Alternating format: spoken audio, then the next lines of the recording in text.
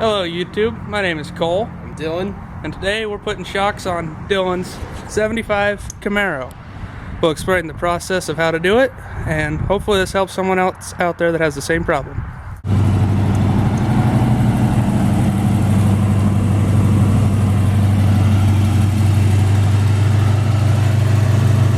Today I decided to go with some Monroe air shocks. This is the unit itself. It's got some rubber mounts on the side of it. Hoses for the air. Comes out into a T air mount. Then it's got the valve stem on it. Air the shocks up to, they say, about 90 psi. And the process that we got to do is taking the old shocks off is just simple. One bolt down here, two bolts up top. Shock pops off. And same on the other side. Run the wiring down to the, I'll run it out the back by the bumper, that way you can fill up on the bumper, and we'll show you how to do that. So now we got this old shock off. The new one's just going to hook up in these two bolts. There's two bolts on the top right up in here. Extends out. You want to make sure your valve is probably pointing out so your hoses flow out.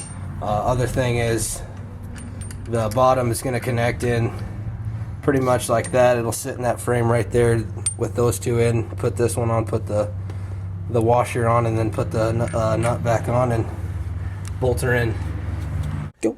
Alright, the process of putting the new shock back on, your bolt down here and your two rubber grommets in there. We bolted them up tight enough so those rubber grommets are really compressed together. This is a 9/16 bolt. One bolt right here, two bolts up here at the top. Those are 1/2 inch bolts.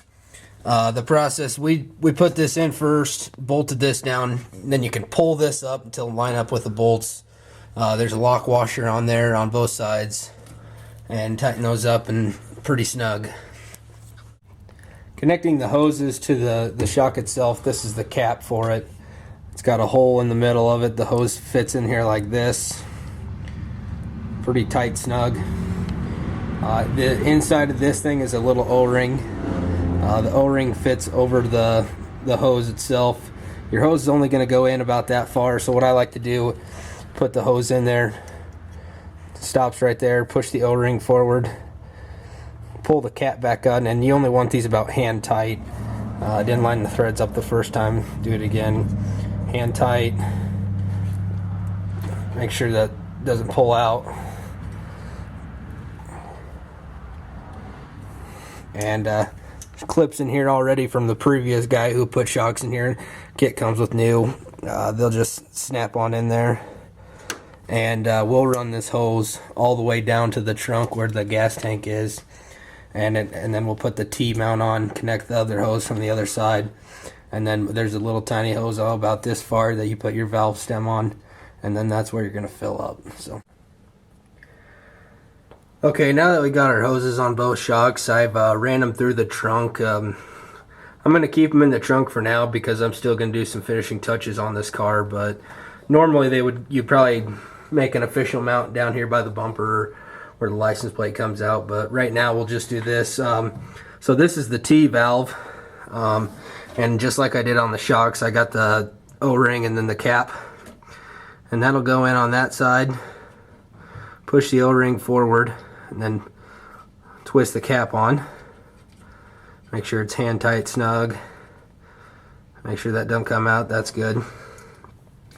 Do the same thing over here with the other side. Push the O-ring over. Bring the cap all the way over. Plug it in. Screw it in. Hand tight.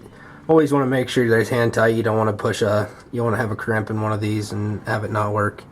And then this is gonna, so here is the valve stem itself, and I just cut a little piece of hose off. Same thing on the other side, O-rings, two caps. And I'll plug it into this side, push the O-ring forward, and then screw that on. Okay, now that I got my valve stem on, I'll go ahead and connect this to the T. The same thing like I've done on all these sides and shocks. Plug it in, put that O-ring on, tighten the cap. Won't come out, and then that's pretty much your finishing project right there. And And this bolt, or this nut right here, loosens up, and that's how you mount it. This would catch on the back side, and that catch on the front side. And then right now I'm probably just gonna zip tie these down in here, make sure it's not loose. And finishing touches here, just PSI. You want to start slow. Cover these with soap and water so you can see if you have any air leaks at all. Recommend probably put about 20 pounds in before you can even do anything. That's the minimum. Maximum on these is 150.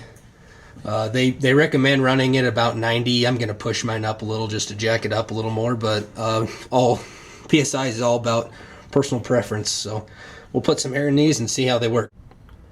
Got this all hooked up. I just put about 10 pounds in. Sprayed it down right here, made sure there was no leaks. Sprayed it down on the shocks, made sure there's no leaks. Right as I started putting air in, you could just feel the car rise up. Yeah, and then just filling it up, I got a simple air bubble right here, and it's just, you don't want to do it very long, just probably fill it up a little bit at a time. Check the PSI in it. Right there we're about 30, and that's not putting a whole lot in. I'm guessing these fill up pretty fast. We'll put the tires back on, fill them back up, and we'll show you the end product.